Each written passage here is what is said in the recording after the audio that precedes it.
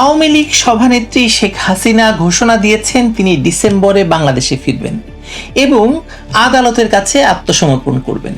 তার সঙ্গে থাকবেন তার দলের নেতাকর্মীরা। আজকে আমরা মুখোমুখি হয়েছিলাম এমনই একজন নেতার যার বিরুদ্ধে 250টিরও বেশি মামলা রয়েছে, যার মধ্যে হত্যা মামলার সংখ্যাই আসলে বেশি। তিনিও স্পষ্ট করেই বললেন যে শেখ হাসিনার সঙ্গে তিনি দেশে ফেরার জন্য মানসিকভাবে প্রস্তুত। তার দাবি তিনি একা নন, কয়েক হাজার নেতাকর্মী শেখ হাসিনার জন্য প্রস্তুত রয়েছেন এবং প্রস্তুত হচ্ছেন দেশে ফেরার জন্য। আর দল হিসাবে তারা শেখ হাসিনার ফেরার জন্য রাজপথের প্রস্তুতিও নিতে শুরু করেছেন।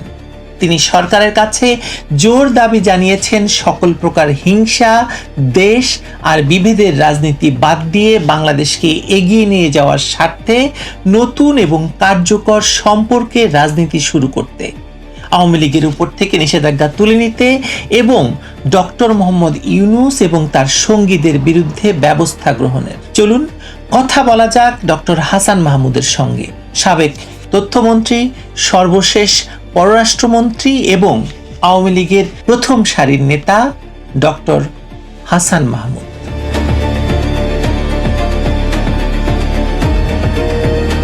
ধন্যবাদ হাসান মাহমুদ যোগ দেওয়ার জন্য।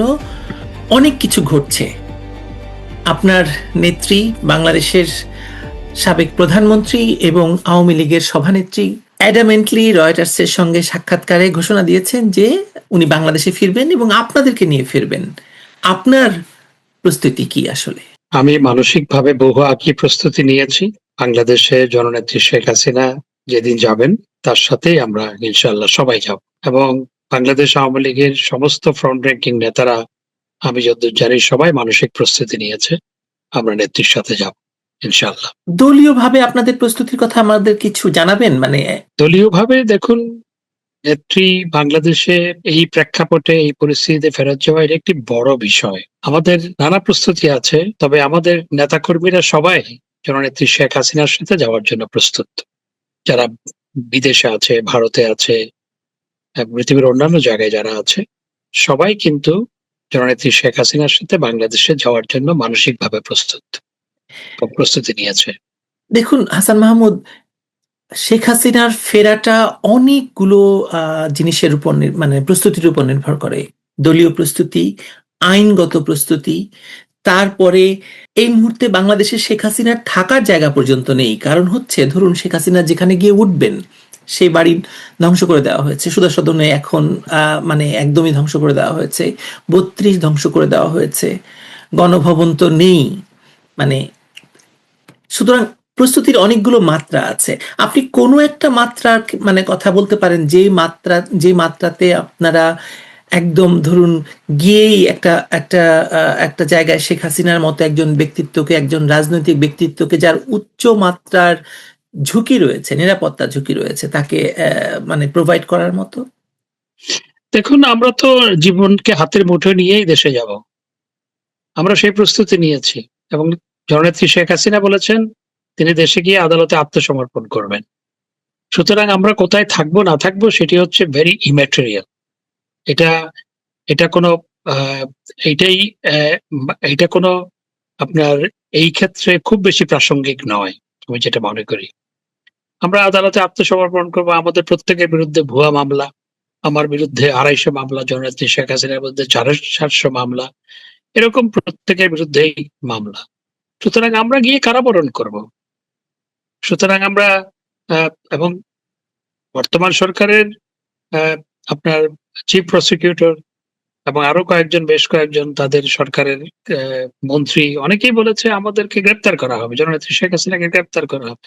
আমরা কারাবরণ করার জন্য মানসিকভাবে প্রস্তুত, এবং আমরা কয়েক হাজার নেতাকর্মী যখন যাব বাংলাদেশে জননেত্রী শেখ হাসিনার সাথে, কয়েকশো নয় কয়েক হাজার, তখন সরকারকেই সিদ্ধান্ত নিতে হবে কি করবে।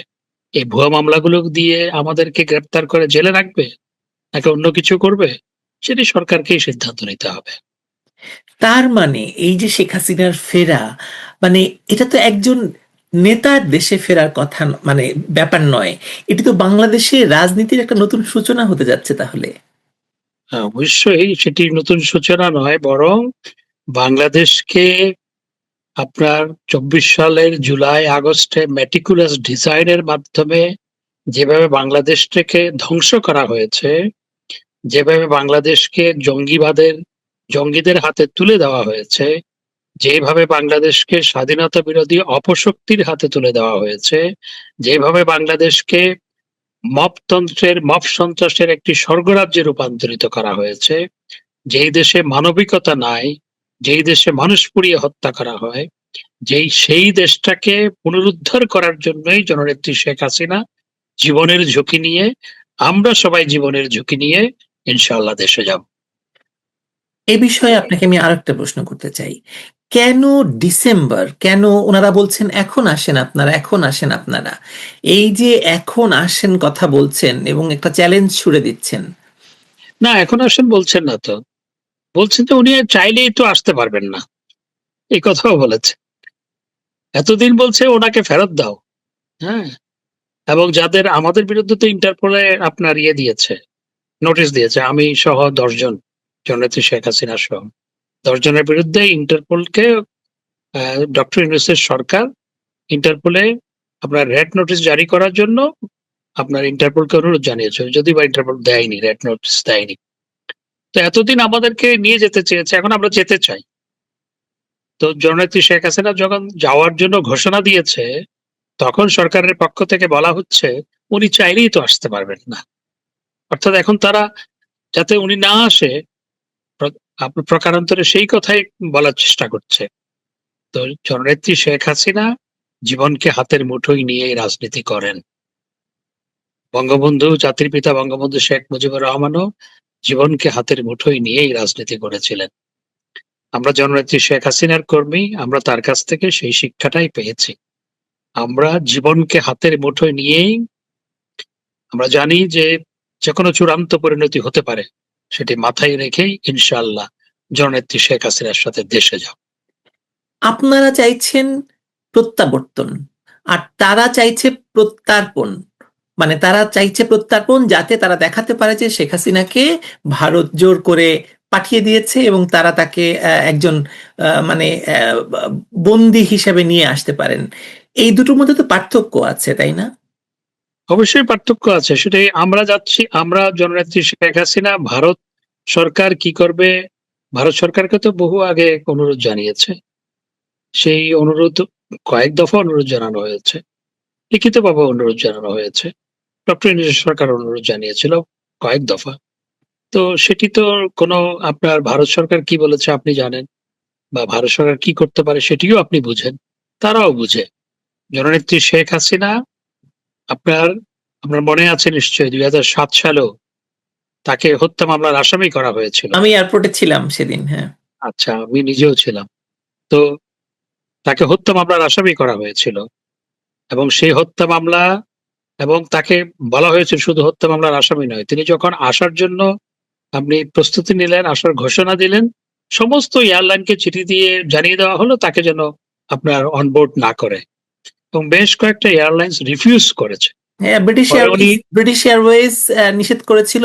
উনি এয়ারপোর্টে, হিথ্রোতে এয়ারপোর্টে ব্রিটিশ এয়ারওয়েজের যিনি এয়ারপোর্ট ডিউটির প্রধান ছিলেন তার সাথে আর্গুমেন্ট করেছিলেন। সেই আর্গুমেন্ট আমি খুব কাছ থেকে দেখেছিলাম। শুধু আর্গুমেন্ট নয়, উনি ওখানে সংবাদ সম্মেলনও করেছেন, হ্যাঁ, এবং সংবাদ সম্মেলন করার পর তারপর ওনাকে পরবর্তীতে তারা অনবোর্ড করে, এবং তিনি দেশে এসেছিলেন। তিনি আসার আগে তার কাছে খবর পাঠানো হয়েছিল যে তিনি যেন দেশে না আসে, এবং তিনি আসলে এয়ারপোর্টেই তার জীবন নাশ হতে পারে, এই সংবাদও তাকে দেওয়া হয়েছিল। আমাদের কাছেও, আমরা যেহেতু নেত্রীর কাজ করতাম, আমি তখন নেত্রী বিশেষ সহকারী ছিলাম, দলের তখন আমি বন পরিবেশ সম্পাদক, কিন্তু নেত্রীর পক্ষ থেকে আমি প্রতিদিন মিডিয়াতে কথা বলতাম। আমাদের কাছেও নানাভাবে খবর পাঠানো হয়েছে নেত্রীকে যেন বলা হয় যে তিনি না আসে। জননেত্রী শেখ হাসিনা জীবনকে হাতের মুঠোয় নিয়ে তখন গিয়েছিলেন। আমরাও ইনশাআল্লাহ জননেত্রী শেখ হাসিনার সাথে জীবনকে হাতের মুঠোয় নিয়ে দেশে যাব। আমরা এবার জুলাইতে আসি, জুলাই প্রসঙ্গে আসি। এখন জুলাই মাস, এনসিপি সারা দেশে জুলাই উদযাপন করছে, র্যালি করছে, শোভাযাত্রা করছে, কিন্তু একই সঙ্গে একটি বড় অংশের মানুষ 2024 সালের ঘটনাকে একটু ভিন্নভাবে মূল্যায়ন করতে শুরু করেছে। এই জন্য অনেক মানে আমরা দেখতে পাচ্ছি না যে আসলে এনসিপির এইসব পদযাত্রায় লোক তো একেবারেই হচ্ছে না, এবং মানে কাউকে দেখা যাচ্ছে না। আপনি এই জুলাই উদযাপনের রাজনৈতিক তাৎপর্যটা কিভাবে দেখছেন? যখন জুলাই উদযাপন করতে গিয়ে এনসিপি যেটি দেখিয়ে দিল যে তাদের কোনো জনসমর্থন নাই, এবং তারা বিভিন্ন ডিস্ট্রিক্টে আপনার প্রোগ্রাম দিয়েছে, অনেক ডিস্ট্রিক্টে তারা ভয়ে প্রোগ্রাম দেয়নি, এবং যে সমস্ত ডিস্ট্রিক্টে কয়েকটাতে প্রোগ্রাম দিয়েছে সেখানে দেখা গেছে কোনো মানুষ নাই, কিছু ভাড়াটিয়া মানুষ নিয়ে গেছে। এবং সেটি যে আপনার ভাঙা হাট, সেখানে যে কোনো মানুষ নাই, সেটি আপনারা নিশ্চয়ই সামাজিক যোগাযোগ মাধ্যমে, টেলিভিশনে, বিভিন্ন জায়গায় দেখেছেন। আরে মতিঝিলে যদি একটা পাগল নাচে, বা আপনার ফার্ম গেটে যদি একটা পাগল নাচে, তার চেয়েও তো বেশি মানুষ হয়। তো তাদের তাদের শোভাযাত্রায় কোনো মানুষ নাই। এখন কেন বলে না রাজুতে আসো? আগে যে বলতো কথায় কথায় রাজুতে আসো, এখন একটু বলে দেখ না রাজুতে আসো, এটা কয়জন যায়? অর্থাৎ জুলাই যে একটা মেটিকুলাস ডিজাইনের মাধ্যমে বাংলাদেশের মানুষকে, বাংলাদেশের তরুণ সমাজ যারা সেই তাদের সাথে ছিল, তাদেরকে ধোঁকা দিয়েছে, প্রতারণা করা হয়েছে, সেটি আজকে মানুষ বুঝে গেছে। এরা মানুষের সামনে এখন প্রতারক। এবং যারা জুলাইতে নেতৃত্ব দিয়েছিল তারা আপনার আগে 120 টাকার স্যান্ডেল পরতো, পরে দেখা যাচ্ছে 20,000 টাকার জুতা পরে। তারা আগে হলের ক্যান্টিনে খেত, পরে নিজেই স্বীকার করেছে যে আমি ওয়েস্টিনে হাঁসের মাংস খেতে যাই। সবচাইতে বড় আমি কথা, আমি আমি নিজে ইন্টারকন্টিনেন্টালে রুম নিয়ে ওনারা মাসের পর মাস দখল করে রেখেছিল, আপনারা দখল নিশ্চয়ই করে জানেন। রেখেছিল, এবং ভাড়া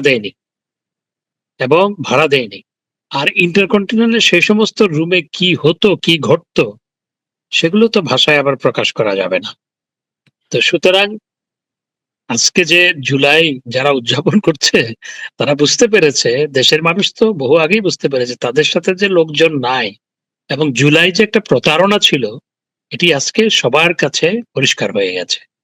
হাসান মাহমুদ, আজকে সংসদে একটি ঘটনা ঘটেছে, আপনি জানেন কিনা জানি না, লক্ষ্য রাখছিলেন কিনা। সেটা হচ্ছে জামায়াতের আমির শফিকুর রহমান বলেছেন যে আহ, মানে সরকার পক্ষের এক ইয়েতে যে ওনারা বলেছেন গণভোটের কোনো অস্তিত্ব নেই। তখন জামায়াতের আমির বলেছেন গণভোটের অস্তিত্ব না থাকলে নির্বাচনের অস্তিত্ব নেই, সরকারের অস্তিত্ব নেই, বিরোধী দলের অস্তিত্ব নেই। আপনি আপনি এই ব্যাপারটিকে একটু যদি বলেন। আস্তে আস্তে আরো অনেক কথা বেরিয়ে আসবে, দেখবেন। এবং যেই নির্বাচনটা করা হয়েছে সেটিও তো একটা আপনার পাতানো নির্বাচন। দেশের 50% বেশি মানুষ যেই দলগুলোকে বা যেই দলকে সমর্থন করে তাদেরকে বাদ দিয়ে ভাগ বটারের একটা নির্বাচন করা হয়েছে, এবং যেই সংখ্যা দেখানো হয়েছে সে নির্বাচনে ভোটার উপস্থিতি, সেটা একটা ভুয়া ভোগাস। আপনার অফিসিয়ালি ডিক্লেয়ার করা হয়েছে যে গণভোটে অংশ নিয়েছে 11 পয়েন্ট সামথিং, ক্লোজ টু 12%। একই মানুষ ভোট দিতে গেছে। আপনি জাস্ট যুক্তিটা দেখুন, প্রত্যেকটা মানুষকে দুটি করে ব্যালট পেপার দেওয়া হয়েছে। একটা হচ্ছে গণভোটের ব্যালট পেপার, আর একটা হচ্ছে পার্লামেন্ট নির্বাচনের ব্যালট পেপার। তো গণভোটে মাত্র 11 দশমিক সামথিং বা ক্লোজ টু 12% ভোট পড়লো, আর এখানে কিভাবে 50-60%, 60%-র কাছাকাছি দেখিয়েছে 62। কিভাবে ভোট পড়ে। হ্যাঁ? তো এটা কিভাবে সম্ভব? এটি কোনোভাবে সম্ভব? প্রকৃতপক্ষে 10%-র নিচে মানুষ ভোট কেন্দ্রে গেছে, এটি হচ্ছে বাস্তবতা। না, তার মানে কি ওনারা এটার থেকেই প্রশ্ন এ কথাটা তুললেন কিনা যে শেখ হাসিনার পদত্যাগপত্র নেই, স্পিকারের পদত্যাগপত্র নেই, তার মানে সাংবিধানিক মানে ভাবে সরকার তো হতে পারে না, নতুন কোনো সরকার হতে পারে না। তার মানে এখনো পর্যন্ত আরেক মানে ওই সরকারকে কেউ মানে যদি আপনি ধরেন আইন মানেন, সংবিধান মানেন, তার মানে শেখ হাসিনার সরকার তার মানে এখনো বৈধ। আইন, সংবিধান এবং গণতান্ত্রিক ধারাবাহিকতা যদি মানেন, তাহলে তো এই নির্বাচনও নাই, এই নির্বাচনও টিকে না, এক পেশে পাতানো নির্বাচনও টিকে না, এবং সরকারের কোনো অস্তিত্ব থাকে না। তো আজকে জামাতের আমির যে কথাটি বলেছে সেটি প্রকারান্তরে সত্য কথাই বলেছেন। আবার যাই 2024-এর জুলাই আগস্টের ঘটনায়, মানে কেউ একে গণঅভ্যুত্থান বলে, কেউ বলে বিদেশি মদতপুষ্ট সহিংস ক্ষমতা দখল। একজন প্রত্যক্ষ অংশীজন আপনি, কারণ আপনাদেরকে উৎখাত করা হয়েছে। আপনি ওই ঘটনাকে কিভাবে মূল্যায়ন করেন, আপনার দল কিভাবে মূল্যায়ন করে, ইতিহাস এটিকে কি পরিচয়ে স্থান দেবে বলে আপনি মনে করছেন? যখন জুলাই একটা মেটিকুলাস ডিজাইনের মাধ্যমে একটি গণতান্ত্রিকভাবে নির্বাচিত সরকারকে আপনার বিতাড়িত করা হয়েছিল, উৎখাত করা হয়েছিল। যে ভাষায় বলুন, এটি গণতান্ত্রিক সরকারকে ক্ষমতাচ্যুত করা হয়েছিল, এবং সেখানে আসলে গণমানুষের কোনো অংশগ্রহণ ছিল না। রাজনৈতিক কিছু নেতাকর্মীর অংশগ্রহণ ছিল। ঢাকা শহরে 2 কোটি মানুষ বসবাস করে, ঢাকা সিটি কর্পোরেশনে, এবং ঢাকা সিটি কর্পোরেশন আশেপাশে গ্রেটার ঢাকা সিটিতে 3 কোটি মানুষ বসবাস করে। ঢাকা এখন পৃথিবীর 2 নম্বর শহর জনসংখ্যার দিক দিয়ে। 30 মিলিয়ন প্লাস জনসংখ্যা ঢাকা শহরে, মানে গ্রেটার ঢাকা সিটিতে। তো সেখানে 2 লাখ মানুষ রাস্তায় ছিল। সেই 2 লাখ মানুষের মধ্যে আপনার 1.5 লাখ মানুষ ঢাকার বাইরে থেকে এসেছে, বিভিন্ন মাদ্রাসা থেকে গেছে, বিভিন্ন জায়গা থেকে মানুষ ভাড়া করা হয়েছে, রোহিঙ্গাদের আনা হয়েছে, কিশোর গ্যাং ছিল। কিশোর গ্যাং ছিল, রোহিঙ্গাদের আনা হয়েছে, তারপর বিভিন্ন বস্তি থেকে টাকা দিয়ে মানুষ আনা হয়েছে। এটা তো গণ অভ্যুত্থান ছিল না, এটি হচ্ছে মেটিকুলাস ডিজাইনের একটা অংশ। আর যে আপনার হত্যাকাণ্ড ঘটনা হয়েছিল, সেই হত্যাকাণ্ডের 80% মানুষ তারা মেরেছে। 80% মানুষ, আমাদের নেতাকর্মী তো কয়েকশো মৃত্যুবরণ করেছে। আর যে ডাটা দেওয়া হয়েছে জাতিসংঘের হিউম্যান রাইটস কমিশনের, এটা ফুল বোগাস। আমরা এটা প্রতিবাদ করেছি। আজকে অক্সফোর্ডে সজীব ওয়াজেদ জয় এটিকে চ্যালেঞ্জ করেছেন অফিসিয়ালি। আমরা তো হ্যাঁ, উনি তো চ্যালেঞ্জ করেছে এবং he made a very good speech. এবং আমরা জাতিসংঘের আপনার হিউম্যান রাইটস কমিশনের দপ্তরে আমরা তাদের যে আমাদের যে রিবার্টাল সেটা জমা দিয়েছি। প্লাস আমরা সেখানে সংবাদ সম্মেলন করেছি যে আপনার জাতিসংঘের আপনার হিউম্যান রাইটস কমিশন বলে 1400, আর সরকার গেজেট প্রকাশ করেছে 800। তাহলে কোনটা সত্য? সে 800 যে গেজেট প্রকাশ করেছে সেখানে আবার 300, আপনার 250 থেকে 300, আমার সঠিক সংখ্যাটা জানা নেই, মোর দেন 200 এনিওয়ে, তারা আবার জীবিত ফেরত এসছে। সরকারের গেজেট প্রকাশ যেগুলো করা হয়েছে সেখানে, এবং সেখানে আবার আপনার এই যে আপনার আমাদের মন্ত্রী ছিলেন রূপগঞ্জের, তার যে কারখানা চালিয়ে দেওয়া হলো, গাজী টায়ার যে জ্বালিয়ে দেওয়া হলো, সেই গাজী টায়ারে যে 100-150 মারা গেল তাদের নামও সেখানে ইনক্লুড করা হয়েছে। তারপর আমাদের নেতাকর্মীদের যেগুলা মৃত্যুবরণ করেছে তাদের আক্রমণে তাদের ইনক্লুড করা হয়েছে। তারপর আবার সেখানে এই 800-র মধ্যে তারপর আবার সেখানে আপনার ভাই ভাইয়ে গন্ডগোল, সেই জন্য যারা মারা গেছে তাদেরকে ইনক্লুড করা হয়েছে। পানিতে পরে মারা গেছে তাদের ইনক্লুড করা হয়েছে। আবার রোড অ্যাক্সিডেন্টে মারা গেছে তাদের ইনক্লুড করা হয়েছে। এগুলো তো আমার কথা নয়, এগুলো বাংলাদেশের বিভিন্ন পত্রপত্রিকায় আপনার প্রকাশিত হয়েছে, এগুলো নিয়ে প্রতিবেদন প্রকাশিত হয়েছে। So this is full bogus.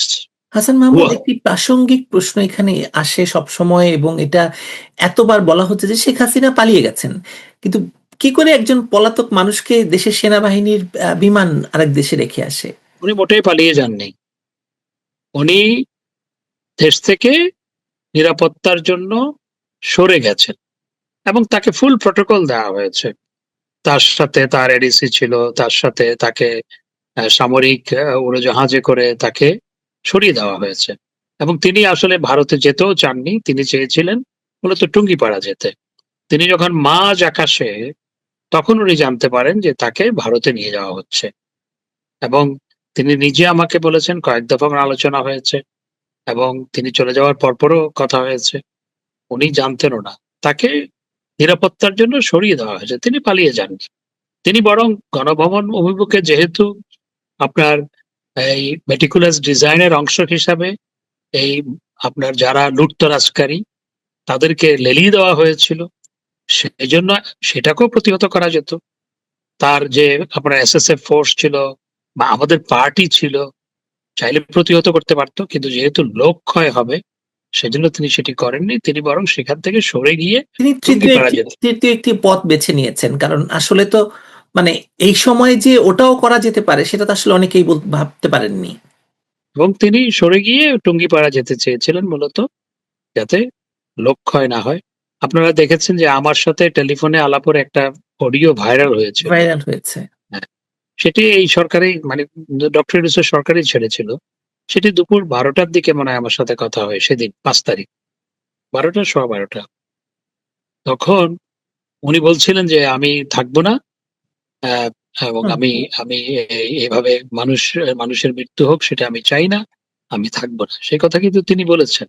অর্থাৎ তিনি যাতে এই সাংঘর্ষিক পরিস্থিতির অবসান হয় এবং মানুষের জীবন ক্ষয় যাতে না হয়, সেজন্য তিনি সেদিন গণভবন থেকে সরে গিয়ে অন্য কোনো জায়গায়, উনার পছন্দের জায়গা ছিল টুঙ্গিপাড়া। টুঙ্গিপাড়ায় যেতে চেয়েছিলেন। কিন্তু তাকে সামরিক বিমানে করে ভারতে সরিয়ে নেওয়া হয়েছে। তিনি পালিয়ে যাননি। মোটেই পালিয়ে যাননি। আবার আরেকটি প্রশ্ন করতে চাই ২০২৪-এর ঘটনা নিয়ে, যে ২০২৪ সালের আন্দোলনের সময় প্রকাশ্যে সমর্থন দেওয়া অনেক জনপ্রিয় অভিনয় শিল্পী, সঙ্গীত শিল্পী, শোবিজ ব্যক্তিত্ব এখন সেই আন্দোলনের নেতৃত্ব এবং সমন্বয়কদের সমালোচনা করছেন এবং জুলাই নিয়ে একটা যে জার্গন আছে সেই জার্গনটি ব্যবহার করছেন। তারা আসলে এটি ব্যবহার করতে চাইছেন না খারাপ অর্থে, কিন্তু এটি আসলে এখন জুলাইকে তো আসলে খুব ডিফেম হয়ে গেছে, এটা তো আসলে মানে উপায় নেই, চাইলেও আপনি জুলাইকে নিয়ে ভালো কিছু বলতে পারছেন না। তো আপনি কি এটাকে জনমতের পরিবর্তন হিসেবে দেখেন, নাকি তারা এখন অভিজ্ঞতার ভিত্তিতে আগে ভালো ছিলাম বা নতুন মূল্যায়ন করছেন? জনমত তো প্রকৃতপক্ষে এখন জুলাইয়ের বিপরীতে। আমি সামাজিক যোগাযোগ মাধ্যমে দেখি যে অনেকে লিখছে, যেখানে জুলাই সেখানে গণধোলাই। আমি তাদের সাথে সুর মিলাতে চাই না। কিন্তু এটা সামাজিক যোগাযোগ মাধ্যমে ব্যাপকভাবে লেখালেখি হচ্ছে। এবং জুলাইতে যে মানুষ প্রতারিত হয়েছে সেটি মানুষ, আপামর জনতা সেটি বুঝতে পেরেছে। সেই কারণে আজকে জননেত্রী শেখ হাসিনার অ্যাপ্রুভাল রেট 90%। এবং আওয়ামী লীগের জনপ্রিয়তা, আমরা ১৫ বছর যতদিন ক্ষমতায় ছিলাম, ১৫ বছর ৭ মাস, তখনকার যেকোনো সময়ের তুলনায় আওয়ামী লীগ এখন অনেক বেশি জনপ্রিয় একটি দল। কারণ মানুষ বুঝতে পেরেছে একটা মেটিকুলাস ডিজাইনের মাধ্যমে মানুষের সাথে প্রতারণা করে জুলাইয়ে একটি নির্বাচিত সরকারকে ক্ষমতাচ্যুত করা হয়েছে। এবং এটি জনমতের প্রতিফল। আর যে সমস্ত আপনার অভিনয় শিল্পী বা শোবিজের যারা, আমি তো তথ্যমন্ত্রী ছিলাম ৫ বছর, দলের প্রচার সম্পাদক ছিলাম ৭ বছর। সুতরাং তাদের অনেকের সাথে আমার পরিচয় আছে, জানাশোনা আছে, তাদের সাথে কাজ করেছি আমি। তারা অনেকেই আপনার তাদের প্রোফাইল লাল করেছিল। তো যাদেরকে অনেকে আবার বলে যে লাল বদর। তো আমি সেটা বলতে চাই না। তারা প্রোফাইল লাল করেছিল। ঠিক আছে। এখন তারা বুঝতে পেরেছে তারা সেদিন প্রতারণার শিকার হয়েছে। তাদের উপলব্ধি এসছে যে এটি জুলাই একটি প্রতারণা ছিল। তবে আমি এখন দেখতে চাই যারা ভাষণ দিয়েছিল যে আসমান কাঁপে না, সে আসমান কাঁপুনিরা কোথায়, আমি এটা একটু দেখতে চাই। ওনারা এখন কি বলবেন সেটা আমি একটু শুনতে চাই।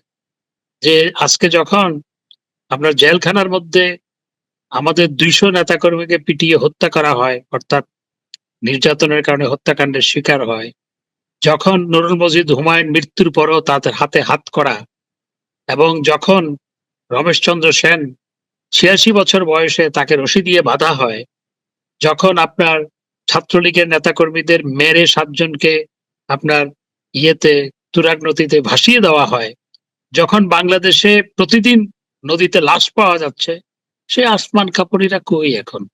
আমি তাদের তারা তো কথাটা আর একটু জানতে পারলে ভালো হতো। আপনাদের জন্য কাঁদবে না, আওয়ামী লীগ ছাত্রলীগের জন্য কাঁদবে না, আসমান তাদের আসমান কাঁপবে না, কিন্তু প্রশ্নটা হচ্ছে যে ধরুন এই যে এত বড় মানে আমি বলবো গণহত্যাই হচ্ছে, এখন একটা নীরব গণহত্যা চলছে সারা দেশব্যাপী। এই গণহত্যাকে মানে স্বীকৃতি পর্যন্ত কেউ দিচ্ছে না, মানে কোনো একজন বুদ্ধিজীবীর পক্ষ থেকে, কোনো একজন আইনজীবীর পক্ষ থেকে এই কথাগুলো বলা হচ্ছে না। এটা তো এক ধরনের মানে এটা কি ভয় থেকে, আপনার কি মনে হয় ভয় থেকে, নাকি মানে অন্য কিছু আছে? তা আমারও প্রশ্ন হচ্ছে, সেই বুদ্ধিজীবীরা কই? আগে যে বিবৃতি দিত, তারা কই এখন? এবং প্রেস ক্লাবের সামনে যারা মানববন্ধন করত, সেই বুদ্ধিজীবী, নারী অধিকার কর্মী, ওনারা কোথায় এখন? হ্যাঁ, একটা ভয়ের সংস্কৃতি বাংলাদেশে চালু করা হয়েছে। তো এতই যদি ভয়, তাহলে আপনারা একটা বিবৃতিও দিতে পারেন না।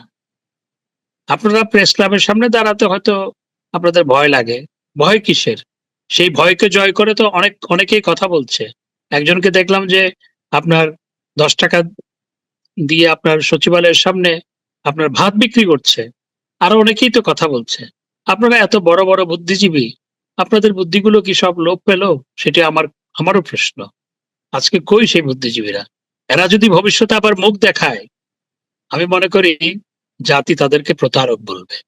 যারা আজকে চুপ হয়ে আছে, যারা আজকে এই অনাচারের মধ্যে, যারা আজকে এই মব সন্ত্রাসের মধ্যে, যারা আজকে নীরব গণহত্যার মধ্যে মুখে কুলুপ এঁটেছে, চুপ করে আছে, মানুষ তাদেরকে চিনে গেছে।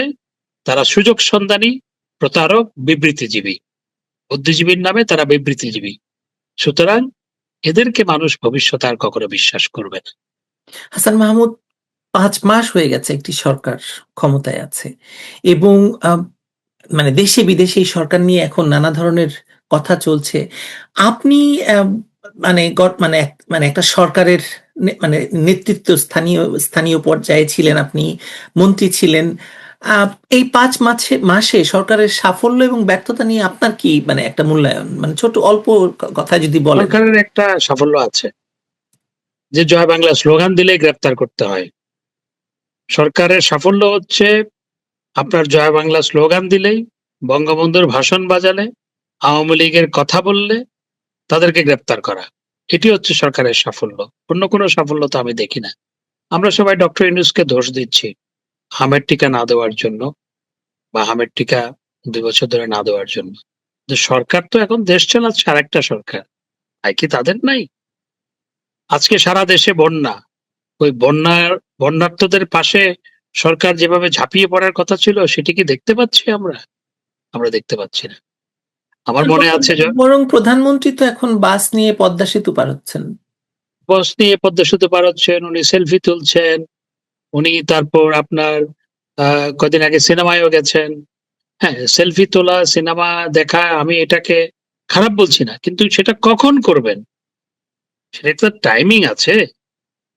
সেটা তো, এবং আমার তো তাদের সহযোগীরাই তো আজকে সমালোচনা করছে যে দেশের মানুষ যখন বানের পানিতে ডুবে যাচ্ছে, তখন প্রধানমন্ত্রী সেলফি তোলে। এই কথা তাদের সহযোগীরাই বলছে। এবং সুতরাং শিক্ষামন্ত্রী ধরুন পরীক্ষা বাতিলের মতো একটা মানে কাজ করতে পারছেন না, পরীক্ষাটা পর্যন্ত চলছে এই বানের পানির ভেতরে। শিক্ষামন্ত্রী সম্পর্কে আমি কিছু বলতে চাই না, কারণ আমি নিজেও শিক্ষকতা করেছি।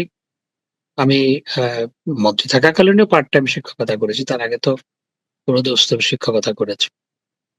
তো শিক্ষামন্ত্রীকে নিয়ে ছাত্ররা কি লিখছে, শিক্ষামন্ত্রীকে ছাত্ররা, আমি বলতে চাই না। কারণ শিক্ষামন্ত্রী একজন সম্মানী মানুষ। আমি তার সম্পর্কে কিছু বলতে চাই না। কিন্তু ছাত্ররা বলছে শিক্ষামন্ত্রী একটা জোকার। হ্যাঁ, আমি সেটা বলতে চাই না। এবং তিনি শুধু পরীক্ষায় নকল, এখন কি নকল হয়? এখন পরীক্ষার সিস্টেমই তো বদলে গেছে। পরীক্ষার সিস্টেমে তো নকলের সুযোগ নাই আসলে। তো তো আজ থেকে 20-30 বছর আগের যে সিস্টেম, সেই সিস্টেম তো নাই এখন। তো সুতরাং শিক্ষামন্ত্রী সম্পর্কে আমি কিছু বলতে চাই না। ইদানিং অবশ্য একটু চুপচাপ আছেন, দেখতে পাচ্ছি। কিন্তু তিনি যে প্রথম কয়েক মাস যা করলেন, এটা ইটস এ ফান। এবং ছাত্ররা এগুলো নিয়ে যেভাবে ট্রল করেছে, যেভাবে, এটি উন্নত দেশ হলে, ইউরোপের কোনো দেশ হলে শিক্ষামন্ত্রী এগুলোর কারণে পদত্যাগ করত। আপনার সবচেয়ে মানে এই সরকারের নীতিগত ভুল কি বলে মনে হয়?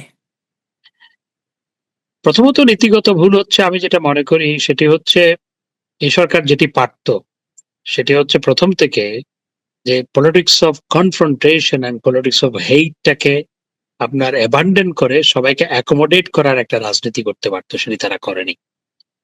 এবং সবচেয়ে বড় ভুলগুলোর মধ্যে তো অনেকগুলো ভুল আছে। যেমন যে ইন্ডেমনিটি দেওয়া হলো, এই যে পুলিশ হত্যা, তারপর জুলাই আগস্টে যে সমস্ত ঘটনা ঘটেছে সেগুলোর কোনো বিচার হবে না, নির্বিচারে মানুষ হত্যা, সেগুলোর যে বিচার হবে না, সেটাকে যে আইনি রূপান্তর করলো, সেটি তাদের বড় ভুল। এবং আওয়ামী লীগ যে নিষিদ্ধ করা হয়েছিল একটি প্রেস নোট দিয়ে, একটি অর্ডার দিয়ে, সেটিকে যে তারা আইনে রূপান্তর করলো, সেটিও একটা বড় ভুল। ইতিহাসের পুনরাবৃত্তি হয়। আজকে সজীব ওয়াজেদ জয় এই কথাটি বলেছেন তার বক্তব্যে অক্সফোর্ডে, যে মানে এটা এটা একটা মানে ভবিষ্যতে যদি কন্টিনিউ করা হয় তাহলে একটা দেশকে একটা গৃহযুদ্ধের দিকে ঠেলে দেওয়া হবে। এ কথা উনি বলেছেন। কিন্তু আমার প্রশ্নটা আপনার কাছে, যে ধরুন এই যে আওয়ামী লীগকে রাজনৈতিক প্রক্রিয়া থেকে দূরে রাখা, দলের বিরুদ্ধে নিষেধাজ্ঞা, নেতাকর্মীদের বিরুদ্ধে ধারাবাহিক মামলা, হত্যা, আপনি বাংলাদেশের গণতন্ত্র এবং বহুদলীয় রাজনীতির জন্য এই কতটা দীর্ঘমেয়াদী ঝুঁকি হিসেবে দেখেন এটাকে? এটা তো একটা দীর্ঘমেয়াদী ঝুঁকি, অবশ্যই। এবং যেই উদাহরণ তৈরি করা হলো, এগুলো যদি কন্টিনিউ করে, সজীব ওয়াজেদ জয় যথার্থই বলেছেন, তাহলে যেটি হবে, বাংলাদেশে কখনো আপনার এই confrontational politics, politics of hate কখনো বাংলাদেশ থেকে যাবে না। এবং সেটি না গেলে রাষ্ট্র কখনো আগাবে না। যেটি বিএনপি এখন করেছে বা করে যাচ্ছে, আমরা আশা করেছিলাম সজীব ওয়াজেদ জয়ও নির্বাচনের পরপরই সাক্ষাৎকার দিয়ে বলেছিল যে আমরা বিএনপি যদি আলোচনা করতে চায়, আমরা আলোচনার পক্ষপাতী, রাজনীতির মধ্যে আলোচনা থাকতে হয়। আমিও তার বক্তব্যের সাথে ইকো করেছিলাম বিভিন্ন সাক্ষাৎকারে। আমি আজকেও বলবো যে হ্যাঁ, আমরা সবসময় আমরা রাজনীতিতে আলোচনা থাকতে হয়, কিন্তু তারা যে কনফ্রন্টেশনাল পাথ নিয়েছে, এটা তো আলোচনা তো দূরের কথা, যেভাবে আরো ঘৃণা ছড়িয়ে দেওয়া হচ্ছে। স্বরাষ্ট্রমন্ত্রী কিভাবে বলে যে আওয়ামী লীগ নামে কোনো দল নাই? কবর হয়ে গেছে স্বরাষ্ট্রমন্ত্রী দিল্লিতে, উনি বলছেন। দিল্লিতে কবর হয়ে গেছে। একজন দায়িত্বশীল মানুষ কি এই কথাগুলো বলতে পারে? উনি তো শিলংয়ে ছিলেন, তো শিলংয়ে ওনার কি কবর ছিল? শিলং থেকে তো তিনি শিলংয়ে ছিলেন না। তিনি শিলংয়ে ছিলেন ২ বছর, এরপরে তিনি দিল্লিতেই ছিলেন। এবং দিল্লিতে কোন জায়গায় ছিলেন? তিনি শিলংয়ে ছিলেন কিছুদিন, পরে তিনি দিল্লিতে ছিলেন। দিল্লিতে কোথায় ছিলেন সেটিও আমরা জানি। সুতরাং উনি দিল্লিতে ছিলেন, এটা তো আরামেই একটা ছিলেন। স্কুপ তাহলে, যে উনি দিল্লিতে ছিলেন। হ্যাঁ, উনি দিল্লিতে ছিলেন তো। উনি দিল্লিতে কোন জায়গায় ছিলেন সেটাও তো আমরা জানি। উনি আবার আমার চাটগাঁইয়া ভাই। তো উনি যেভাবে বলছেন, সেটি আসলে একজন দায়িত্বশীল মানুষের এভাবে বলা অনুচিত। এটি একটি ছাত্র দলের, আপনার কলেজের নেতা বলতে পারে, এটি ছাত্র দলের ওয়ার্ডের নেতা বলতে পারে, কিন্তু ওনার মুখে এই কথাগুলো মানায় না। কিন্তু উনি এগুলো তো ডিফ্যাক্টো প্রধানমন্ত্রী প্রায়, ওনার এত ক্ষমতা, উনি তো প্রধানমন্ত্রীর মানে উনি যে ছায়া প্রধানমন্ত্রী মানে বলতে পারেন। মানুষে তাই বলে অনেকে। আমি জানি না আসলে কি, মানুষে তাই বলে অনেকে। তো এই politics of denial, confrontation and hate, এগুলো যদি সর্বোচ্চ লেভেল থেকে এভাবে এগুলোকে উস্কে দেওয়া হয়, দেশের জন্য সেটি সর্বনাশ ডেকে আনছে। আমি মনে করি যে সবারই উপলব্ধি হওয়া দরকার, আমাদেরও উপলব্ধি হওয়া দরকার, বিএনপি সহ সমস্ত দলের উপলব্ধি হওয়া দরকার যে পলিটিক্স অফ হেইট, কনফ্রন্টেশন দেশের জন্য সর্বনাশা। এবং এগুলো চিরদিনের জন্য অ্যাবান্ডেন্ট হওয়া উচিত। আর রাজনীতির মধ্যে আলাপ আলোচনা থাকতে হবে, এবং রাজনীতির থেকে চিরতরে politics of hate, denial, confrontational politics abandon করতে হবে। বাংলাদেশ আজকে যেভাবে সামাজিকভাবে বিভক্ত করে ফেলা হয়েছে, একদল আরেকজনের ছায়াও মাড়ায় না, এই যে পরিস্থিতি, এটি কোনো সমাজ, দেশ, রাষ্ট্রের জন্য তো কখনো সুখকর নয়। এটি কন্টিনিউ করতে দেওয়া যায় না। আমরা যদি, আল্লাহ যদি আমাদেরকে সুযোগ দেয়, আমরা তো এই কাজ, তারা যেই পথে হাঁটছে আমরা সেই পথে হাঁটবো না। আমি যেটা মনে করি, আমরা না, কখনোই। আপনারা তো অতীতে হাঁটেনও নাই, মানে অতীতে কি এইভাবে যেভাবে একটি দলকে নিশ্চিহ্ন করে দেওয়ার যে হচ্ছে, 17 বছর ধরে জামাতকেও তো আপনারা নিষিদ্ধ করেন নাই। আপনারা বিএনপিও রাজনীতি করে গেছে এবং বিএনপির মানে নির্বাচনে অংশ নিয়েছে, যখন চায়নি আবার নির্বাচনে অংশ নেয়নি। সুতরাং মানে আওয়ামী লীগের রাজনীতির সঙ্গে তো বোধহয় পার্থক্য তো এটাই আসলে, যে একদল চায় আরেক দলকে নিশ্চিহ্ন করতে, কিন্তু আওয়ামী লীগের ক্ষেত্রে সেটা হয়নি কখনোই। আমরা তো বিএনপিকে নিশ্চিহ্ন করতে চাইনি। আমরা তো বিএনপির নেতাদের গ্রেফতার করা হয়েছে, হাতে তো হাতকড়া পরানো হয়নি। এখন যে আমাদের সিনিয়র নেতাদেরকে হাতে হাতকড়া পরানো হয়েছে, ইদানিং একটু কম হচ্ছে, কিন্তু হয়েছে। এই সরকারের আমলেও হয়েছে।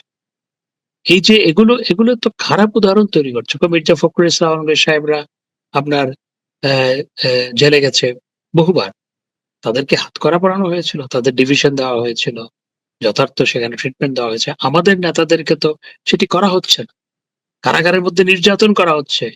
আমাদের নারী কর্মীদের আপনার আপনার উন্মুক্ত জায়গায় গোসল করতে বাধ্য করা হয় ময়লা পানি দিয়ে, এবং খাবার দাবারের ক্ষেত্রে পচা খাবার পরিবেশন করা হয় আমাদের নেতা কর্মীদের। এই যে পরিস্থিতি কারাগারের মধ্যে, এগুলো এখন হচ্ছে, আগে তো হয়েছে, এখনো হচ্ছে এগুলো। ডক্টর হাসান মাহমুদ সম্প্রতি তারেক রহমান স্বীকার করেছেন যে তার মায়ের চিকিৎসা বাংলাদেশে ভালো হয়েছে যখন তিনি কারাবন্দী ছিলেন, কিন্তু অপরদিকে তাদের মানে বিএনপি থেকেই বলা হয়েছিল যে বেগম খালেদা জিয়াকে বিষ প্রয়োগ করা হয়েছিল আপনাদের সময়ে। বেগম খালেদা জিয়াকে তো আপনার আমরা তো বিদায় নিয়েছি অনেকদিন আগে, 2 বছর হয়ে গেল, প্রায় 2 বছর হচ্ছে। তো খালেদা জিয়া কতদিন পরে বিদেশে গিয়েছিলেন? আমরা যখন ক্ষমতায় ছিলাম, খালেদা জিয়া এখনই বিদেশ না পাঠালে ওনার জীবন নাশের সম্ভাবনা রয়েছে। কতদিন পরে বিদেশ গিয়েছিলেন? আমার মনে হয় প্রায় 1 বছর পরে। 1 বছর পরে। 1 বছর পরে উনি বিদেশ গিয়েছিলেন। তো সত্য সবসময় বেরিয়ে আসে। আজকে তারেক রহমান যে স্বীকার করেছেন, তিনি তার মায়ের বেগম খালেদা জিয়ার প্রতি যথাযথ সম্মান শ্রদ্ধা রেখেই বলতে চাই, কারণ তিনি আমার মায়ের বয়সী। আমি তাকে শ্রদ্ধা রেখেই বলতে চাই, জননেত্রী শেখ হাসিনা অনেকে বিরোধিতা করেছিল আমাদের সরকারের মধ্যে, এরপরও তার সাজা স্থগিত করে তাকে বাসায় থাকতে দিয়েছিলেন। তো আজকে আমাদের নেত্রী জননেত্রী শেখ হাসিনা, তিনি আজকে তার উপর যে আপনার রায় দেওয়া হয়েছে, এটা একটি ভুয়া রায়, একটি ফরমায়েশি রায়, একটা ক্যাঙ্গারু কোর্টের রায়, যেটি সারা বিশ্বব্যাপী নিন্দিত হয়েছে। তো তারা কি যে বদান্যতা জননেত্রী শেখ হাসিনা খালেদা জিয়ার প্রতি দেখিয়েছিলেন, সেই বদান্যতা কি তারা দেখাবেন? সেটি আজকে বড় প্রশ্ন। ডক্টর হাসান মাহমুদ, শেষ প্রশ্ন করতে চাই যে আমরা দেখলাম যে ডক্টর ইউনূসের মানে অবৈধ সরকার ক্ষমতায় বসেই সব সাজাপ্রাপ্ত আসামিদের, সকল সাজাপ্রাপ্ত আসামিদের মুক্ত করে দিল, এমনকি যারা যুদ্ধাপরাধের দায়ে মৃত্যুদণ্ডপ্রাপ্ত আসামি তাদেরকেও মুক্ত করে দেওয়া হলো। আপনাদের সামনে তো প্রেসিডেন্স আছেই এই ইয়ে করার, এই মানে যে আদালত এখন চলছে সে আদালতের হাতে তো প্রেসিডেন্স আছেই, মানে মৃত্যুদণ্ডপ্রাপ্ত আসামিদের মুক্ত করে দেওয়ার মতো। মৃত্যুদণ্ডপ্রাপ্ত আসামিদের মুক্ত করে দেওয়া হয়েছে, তাদের অনেকে এমপিও হয়েছে। তো এখন এগুলো তো রাজনৈতিক বিচার, আসলে এগুলো হচ্ছে রাজনৈতিক বিচার এবং প্রতিহিংসামূলক বিচার, ডক্টর ইউনূসের প্রতিহিংসামূলক বিচার। এখন তো ডক্টর ইউনূসের বিচার করা দরকার, বাংলাদেশের মাটিতে এখন ডক্টর ইউনূসের বিচার করা দরকার। আমি বর্তমান সরকারের কাছে দাবি করব ডক্টর ইউনূস এবং উপদেষ্টাদের বিচার করার জন্য। এই চটাং চটাং কথা বলতো যে সমস্ত উপদেষ্টা, একজন কি বলেছিল, 50 বছর রাজনীতিবিদরা কিছু করতে পারে নাই বিধায় ওনাদের আসতে হয়েছে। উনি দেখলাম যে লাল গালিচা বিছিয়ে উনি আপনার খাল খনন করতে গেছে, ওখানে লাল গালিচা পড়া। আপনি তো, ওনাকেই বলছি, আপনি তো অনেক মামলা করেছিলেন, আমি তো পরিবেশ মন্ত্রী ছিলাম, আমার সময়ে অনেক মামলা করেছিল, তো অনেক মামলা করেছিল হাইকোর্টে, তারপর আপনার বিভিন্ন সভা সমিতিতে অনেক কথা বলতো। আমাদের সময় আমরা পলিথিন নিষিদ্ধ করে ফেলেছি, ব্যবহার একদম অনেক কমিয়ে এনেছিলাম। কই আপনি 2 বছর ছিলেন, কিছু করতে পেরেছেন? পলিথিন নিষিদ্ধ হয়েছে, পলিথিন বন্ধ হয়েছে? আমার তার কাছে প্রশ্ন, চটাং চটাং এই সমস্ত আপনার হামের টিকা না দেওয়া, এই মব সন্ত্রাস, এগুলোর জন্য তো তারা দায়ী, তাদের বিচার হওয়া দরকার। ডক্টর ইউনূস সহ এদের সবার বিচার হওয়া দরকার। শেখ হাসিনা ফিরলে সাংবিধানিক কোনো চ্যালেঞ্জ হবে বলে মনে হয় আপনার? সাংবিধানিক কোনো চ্যালেঞ্জ না, চ্যালেঞ্জ হবে যারা রাষ্ট্রটাকে আজকে পিছিয়ে দিয়েছে, রাষ্ট্রটাকে আজকে মপতন্ত্রের হাতে তুলে দিয়েছে, রাষ্ট্রটাকে আজকে যারা স্বাধীনতা বিরোধী অপশক্তির হাতে তুলে দিয়েছে, জঙ্গিদের হাতে তুলে দিয়েছে, তাদের জন্য চ্যালেঞ্জ হবে। অশেষ ধন্যবাদ ডক্টর হাসান মাহমুদ। আমরা নিশ্চয়ই আপনার সঙ্গে যোগাযোগ রাখবো, কারণ আপনাদের যাওয়ার সময় ঘনিয়ে আসছে এবং আপনারা নিশ্চয়ই প্রস্তুতি নিচ্ছেন। আপনারা সফলভাবে প্রস্তুতি নিন, আমি সেই কামনা করছি, এবং আমি নিশ্চিত যে আমার যারা দর্শক আছেন তারাও আপনাদের জন্য উন্মুখ হয়ে আছেন যে আপনারা কবে ফেরেন বাংলাদেশে। সকল পক্ষই, মানে যারা আপনাদেরকে শাস্তি দিতে চায় তারা তো বটেই, যারা আপনাদেরকে নেতা মানেন, আপনাদের রাজনীতি করেন তারা তো বটেই। ইনশাআল্লাহ। ভালো থাকবেন। আপনাকেও ধন্যবাদ। জি, থ্যাংক ইউ।